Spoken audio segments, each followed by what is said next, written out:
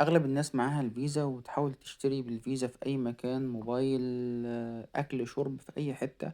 يقول لك والله لأ مفيش فيزا، في فودافون كاش. انستا باي حل المشكلة. بمجرد ما تحمل تطبيق انستا باي وتربط حسابك البنكي والفيزا أو الماستر كارد بتاعك برقم موبايلك المتسجل في البنك على انستا باي، هتقدر تدفع بانستا باي لو في برومو كود للمكان. طب لو مفيش، في فودافون كاش. فودافون كاش ممكن تحول فيه على انستا باي على طول من حسابك البنكي على فودافون كاش، وتدفع برضو بالحساب، وهتتحسب ان هي مشتريات، مش هتتحسب ان هي فلوس بتتخصم منك.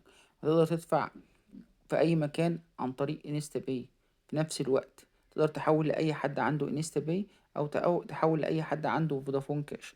انستا باي تطبيق محمله 5 مليون مستخدم لحد وقتنا هذا، ما بياخدش اي عمولة على التحويل من حسابك البنكي لمحفظتك الالكترونية، لكن جايز على اول السنة الجديدة ياخد عمولة على السحب من البطاقة البنكية على انستا باي او فودافون كاش.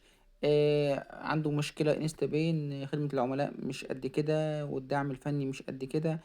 في مشاكل كتيرة جدا في السوفت وير والتطبيق، محتاجين يحلوها عشان اي حد يقدر يتعامل مع التطبيق بسلاسة. لان في ناس كتيرة بتخش على التطبيق تحاول تفعل حسابها او تربط حسابها البنكي بالحساب بتاع انستا باي، بتدخل رقم الموبايل صح اللي متسجل في البنك، بتدخل رقم البطاقة بتاعتها الفيزا اللي داخلة، بتدخل الرسالة اللي بتجيلها رسالة تفعيل، بس برضه ما بيربطش حسابها.